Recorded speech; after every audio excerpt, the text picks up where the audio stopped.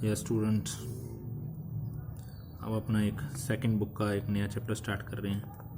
12th chapter है 3 dimension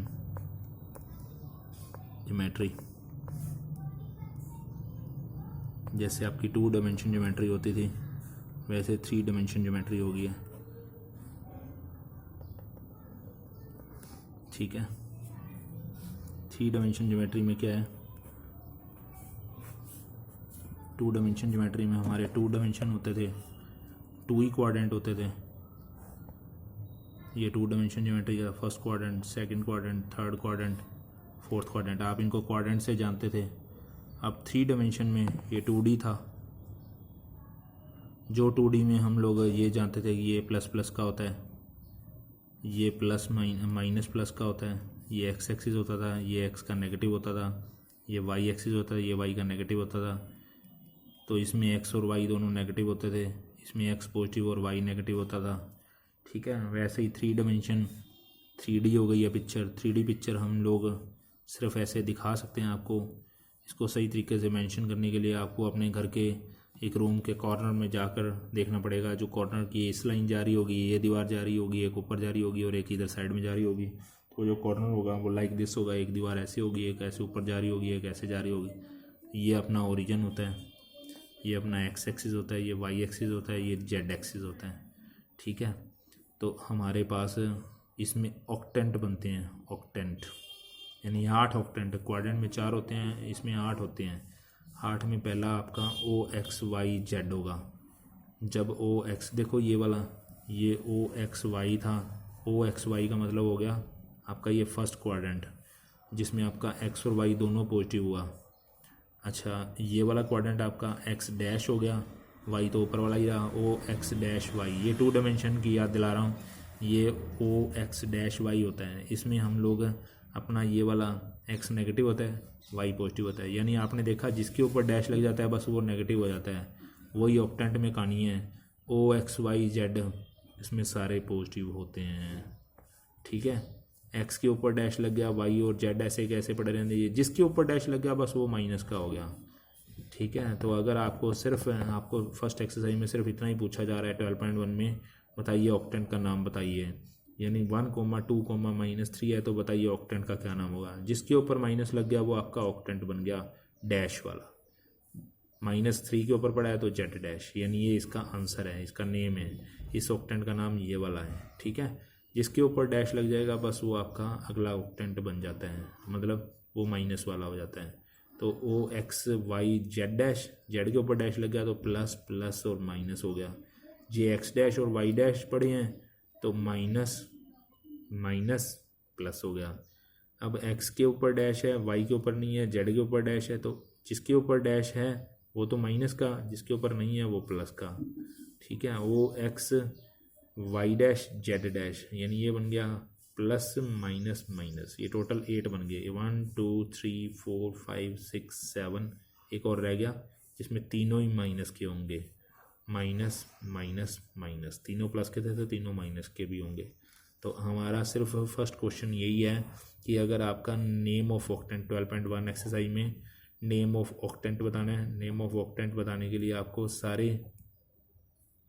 इनका ध्यान रखना पड़ेगा भी। जिनके आगे प्लस है, मान लो आपको 1 2 3 का ऑक्टेंट का नेम बताना है तो आपका आंसर हो गया ओ एक्स वाई जेड। 1 -2 3 इसका ऑक्टेंट बताना है तो आपका आंसर हो गया ओ एक्स वाई डैश जेड। आपको इसका आंसर बनाना है 1 2 -3 तो आपका आंसर हो गया ओ एक्स वाई जेड डैश। तो ऐसा पूछा जाएगा। ठीक है, एक आपसे और क्या पूछा जाएगा इस एक्सरसाइज में, किसी भी पॉइंट का इमेज निकालनी है। 1 2 -3 की image, find the image of any point. कोई भी पॉइंट की अगर आपसे इमेज मांगे किसी प्लेन के ऊपर तो मांगेगा ही, तो आपके पास एक्स वाई प्लेन के ऊपर मांगे तो आपने एक्स और वाई पॉइंट को बिल्कुल छेड़ना नहीं है, एक्स और वाई वैसे के वैसे पड़े रहेंगे। एक्स वाई प्लेन पे एक्स वाई को नहीं छेड़ना, सिर्फ जेड का अपोजिट साइन कर देना है। अगर यहाँ माइनस है तो प्लस हो जाएगा, अगर यहाँ प्लस है तो माइनस हो जाएगा। यानी अगर आपको 2 0 3 की इमेज निकालनी है इन वाई जेड प्लेन तो आप वाई और जेड को नहीं छेड़ोगे। ठीक है, क्या आंसर आएगा, वाई और जेड वैसे वैसे पड़े रहेंगे, सिर्फ आप एक्स का साइन चेंज करोगे, प्लस है तो माइनस हो जाएगा, माइनस है तो प्लस। ये आपका आंसर है, ये पूछा जाएगा। ठीक है, एक चीज़ और, जो वही +1 वाली जो 10th वाली थी भी, एक्स एक्सिस पे पॉइंट कैसा होता है, वाई एक्सिस पे पॉइंट कैसा होता है, अब जेड एक्सिस भी आ गया तो उस पे पॉइंट कैसा होगा। तो हम लोग जानते हैं बेसिक नॉलेज, एक्स एक्सिस पे पॉइंट हमेशा कैसा होता है, एक्स कुछ ना कुछ होता है, वाई और जेड 0 होते हैं। 10th क्लास में सम हुआ करता था। अभी वाई एक्सिस के ऊपर कोई पॉइंट निकालो जिसका डिस्टेंस 2 पॉइंटों के साथ समथिंग दे रखा होता था, तो वाई एक्सिस पे पॉइंट हम ऐसा ही मानते थे 0, क्योंकि अब जेड भी है तो 0, जेड भी 0 लेंगे। जेड एक्सिस पे अगर कोई पॉइंट सपोज करने को कह देगा तो 0, जेड होगा। ये 2 पॉइंट 3 और बढ़ गए हमारे पास। एक्स वाई प्लेन पे कोई पॉइंट सपोज करने को कहेगा तो एक्स और वाई कुछ ना कुछ होंगे, जेड 0 होगा। जिसका नाम बोल दिया वो दोनों वैसे के वैसे, तीसरे वाला 0। एक्स वाई प्लेन के ऊपर पॉइंट कह रहा हूँ, ठीक है, इमेज नहीं कह रहा। वाई जेड प्लेन के ऊपर पॉइंट कैसा होगा, वाई और जेड कुछ ना कुछ होगा और 0 होगा एक्स वाला। और जेड एक्सिस पे प्लेन पे पॉइंट कैसा होगा, वो 0, जेड एक्सिस पे एक्स तो होगा, जेड भी होगा, वाई वाला 0 होगा। ठीक है, अब जैसे हम 2 डायमेंशन में अगर मैं आपको कहता था कि कोई पॉइंट 1 2 प्लॉट करो, तो आप एक्स का 1 चलते थे और वाई का 2 चलोगे तो वो सामने वाला पॉइंट आपका 1 2 आ जाएगा। तो 1 2 को देख के आप ये भी बता सकते हो कि एक्स एक्सिस पे पॉइंट तो 1, 0 है, 1 को देख के ही, उस 1 को देख के 1 0, और वाई एक्सिस पे ये 2 डिस्टेंस तो आप 0, 2 बोल सकते हो।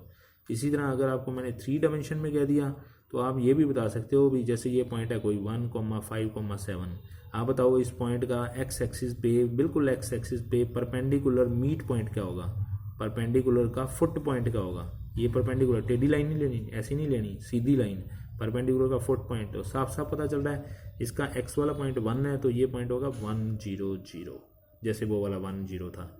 अब ये वाई एक्सिस वाला 5 है, ये वाई एक्सिस होता है हमेशा, ये एक्स एक्सिस, ये वाई एक्सिस, ये जेड एक्सिस। ये पॉइंट कैसा होगा, ये पॉइंट होगा 0, 5, 0, क्योंकि इसमें वाई कुछ ना कुछ है, वो जितना है वो उतना ही लगाएंगे।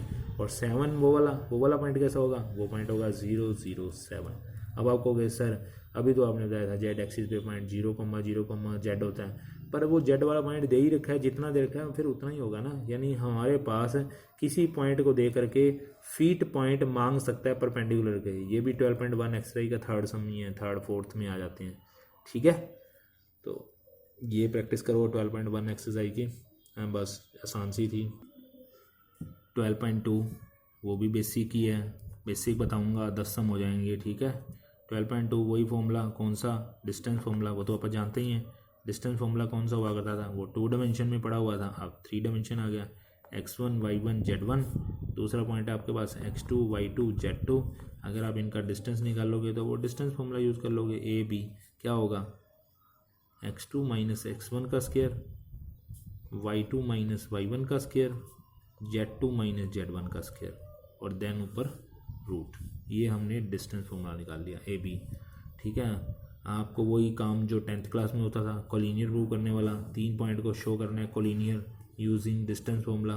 तो कोलिनियर शो करने के लिए आपके पास मेथड क्या हुआ करते थे, कोलिनियर के लिए हम ए बी डिस्टेंस निकाल लेते, हम बी सी डिस्टेंस निकालते थे, हम सी ए डिस्टेंस निकालते थे। फिर कोलिनियर का मेथड होता था सम ऑफ एनी टू